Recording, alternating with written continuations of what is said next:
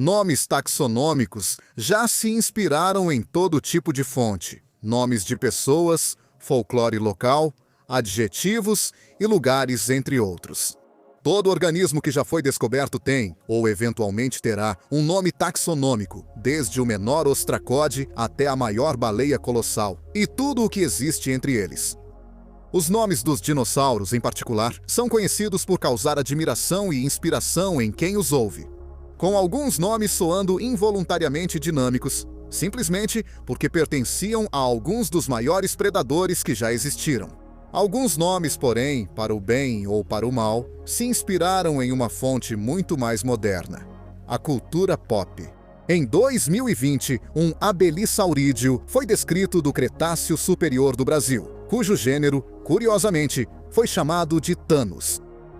Não a antiga personificação grega da morte, mas sim o supervilão dos quadrinhos da Marvel, interpretado por Josh Brolin, nos filmes de 2018 e 2019, Guerra Infinita e Ultimato. Hoje, vamos conhecer esse dinossauro tanto do ponto de vista biológico quanto nomenclatural, discutindo como e onde ele viveu, como foi descoberto e os motivos por trás da escolha do seu nome. Sente-se e relaxe enquanto te levamos de volta ao Cretáceo lacustre para conhecer Thanos, o dinossauro que recebeu o nome de um supervilão da Marvel. Infelizmente para os dinossauros, eles ainda não tinham desenvolvido uma forma de registrar sua história e conquistas, após o evento de extinção. Nós temos que confiar no trabalho incrível dos paleontólogos para nos contar tudo sobre a vida dessas criaturas magníficas. Se nós sofrêssemos o mesmo destino com um evento de extinção em massa, o que a vida futura na Terra poderia usar para aprender sobre as pessoas e invenções do nosso mundo?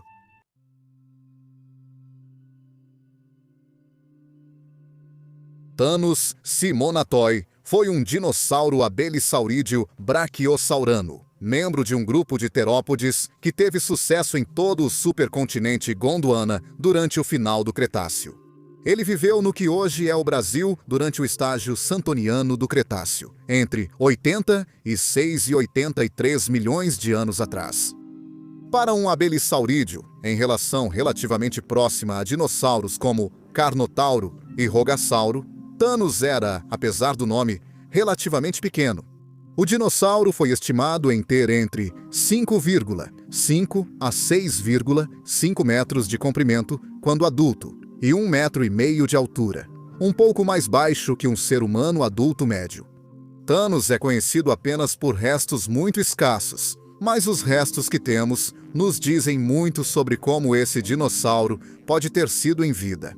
Uma característica marcante dos abelissauros era o focinho curto e reconhecível, muito mais curto do que o de outros carnívoros do final do Cretáceo, como os tiranossauros, e acredita-se que Thanos não era diferente. Também se acredita que ele tinha os membros anteriores tipicamente curtos de outros abelissauros, a ponto de parecerem quase desproporcionalmente cômicos.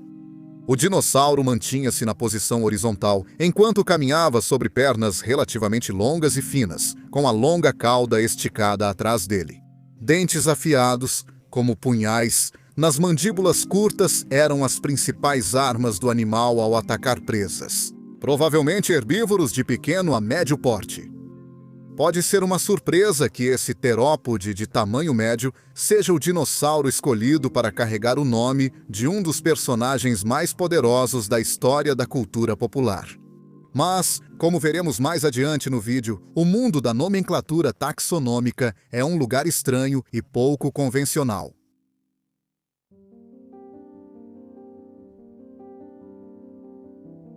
Em 2014, começou a circular na comunidade de paleontologia que os restos de um terópode de tamanho médio, especificamente um osso axial parcial, a segunda vértebra da coluna, foram descobertos pelo paleontólogo Sérgio Luiz Simonato e sua equipe. Eles foram contratados pelo Museu de Paleontologia em São Paulo, Brasil. E o osso foi supostamente descoberto próximo ao município de São José do Rio Preto, na região noroeste do estado.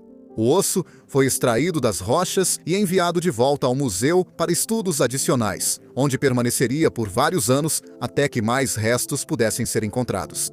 Essa segunda descoberta aconteceu quando Fabiano Vidoi encontrou a parte que faltava exatamente do mesmo osso nas mesmas rochas que Simonato e sua equipe estavam escavando. Alguns anos antes, a descoberta de Iori foi levada de volta ao museu para ser reunida com sua contraparte, e o dinossauro foi reexaminado.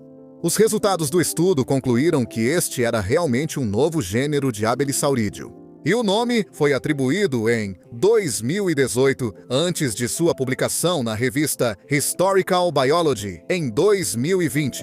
O nome Thanos foi dado como referência ao personagem da Marvel de mesmo nome, um supervilão conhecido por sua força extrema, invulnerabilidade e por possuir as joias do infinito, que lhe concedem habilidades divinas.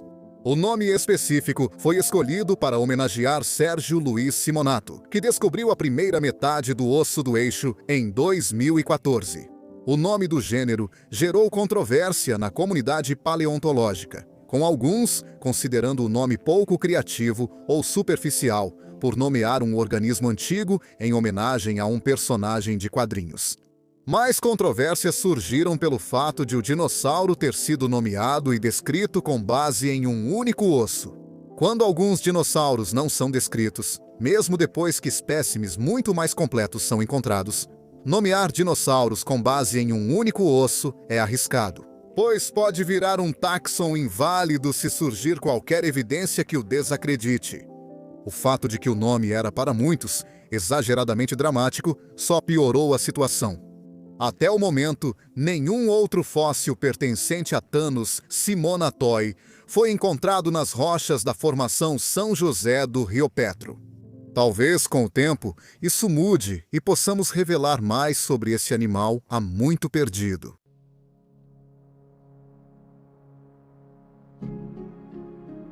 Thanos viveu na formação São José do Rio Preto, que faz parte do grupo geológico Bauru, na Bacia do Paraná, no interior do sul do Brasil.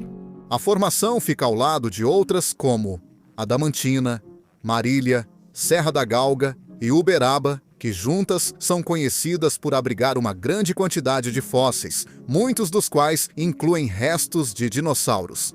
Acredita-se que ele tenha vivido em um ambiente árido, com pouca cobertura vegetal e pouca água. Thanos viveu ao lado de uma espécie de saurópode anão, Ibirania parva, que foi um dos menores saurópodes descritos até hoje. Em outros lugares, seus parentes estavam se tornando os maiores animais terrestres que o mundo já viu. Mas esse saltossaurino em miniatura media pouco menos de 6 metros de comprimento. A falta de vegetação disponível em seu ambiente provavelmente contribuiu para seu tamanho menor, limitando seu crescimento a muito menos do que a média dos saurópodes.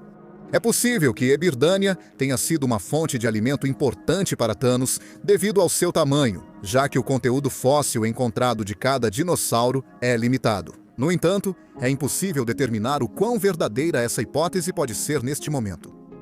O que sabemos é que Thanos quase certamente não era o predador de topo do seu ambiente. Como restos de um grande Megaraptor sem nome foram descobertos na região, é altamente possível que esse Megaraptor fosse capaz de derrotar Thanos se tivesse a oportunidade, considerando seu tamanho maior. Junto com esses dinossauros, e comuns no grupo Buder mais amplo, estavam os crocodilomorfos notossúquios.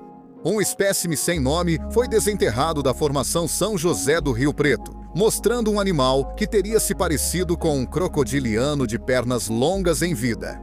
Esses répteis sobreviveriam muito depois que os dinossauros se extinguiram, e até se tornariam alguns dos maiores e mais poderosos predadores de topo. Durante o início, até o meio do período Cenozoico, os indivíduos do grupo Baldu, no entanto, eram muito mais modestos em tamanho.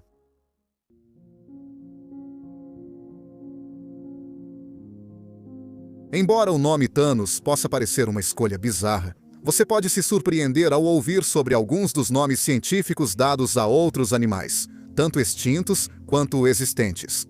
Como mencionamos no início deste vídeo, os nomes taxonômicos podem se inspirar em várias fontes, e atualmente a cultura popular às vezes é uma delas.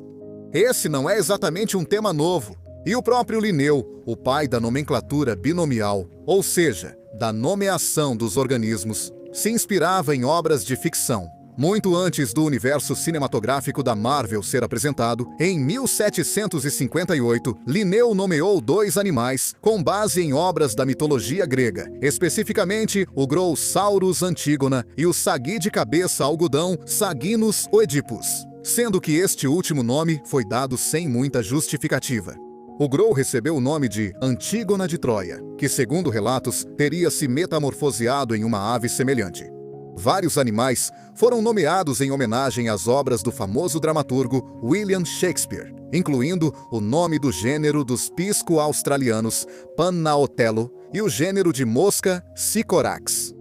Outras obras da literatura clássica que emprestaram seus nomes a seres vivos são Robinson Crusoe, As Viagens de Gulliver, Moby Dick, Os Três Mosqueteiros, Dom Quixote, Alice no País das Maravilhas e Sherlock Holmes, entre muitas outras. Por volta da virada dos anos 1980 para os anos 1990, os organismos começaram a receber nomes inspirados em filmes populares. Clássicos da Disney como Ursinho Puff, Pinóquio e Peter Pan estariam entre os primeiros. Com o tempo, mais animais começaram a receber nomes inspirados em grandes sucessos de Hollywood e programas populares de TV.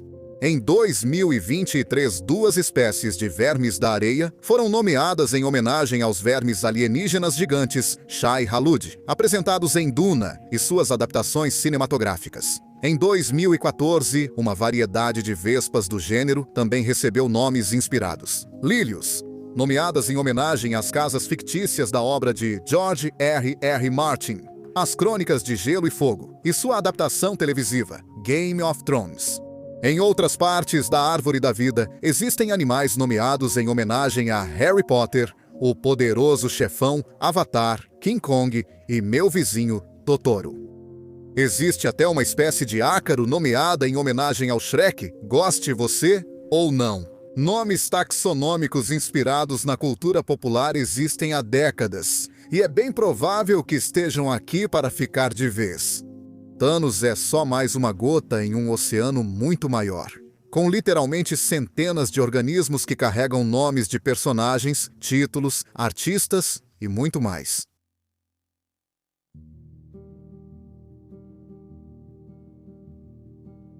Então, o que você acha da ideia de animais pré-históricos e atuais receberem nomes relacionados a elementos da cultura popular? É uma boa ideia homenagear obras de ficção e arte, ou os nomes deveriam ser mais descritivos, permitindo que a gente identifique o organismo em questão? Esse é um debate que tem acontecido de forma passiva e silenciosa na comunidade zoológica, com Thanos vindo à tona nos últimos anos como um dos casos mais controversos e de maior destaque, independentemente de Thanos continuar ou não sendo um táxon legítimo daqui para frente. Só podemos esperar que aprendamos mais sobre esse animal para entendermos melhor como ele viveu e evoluiu.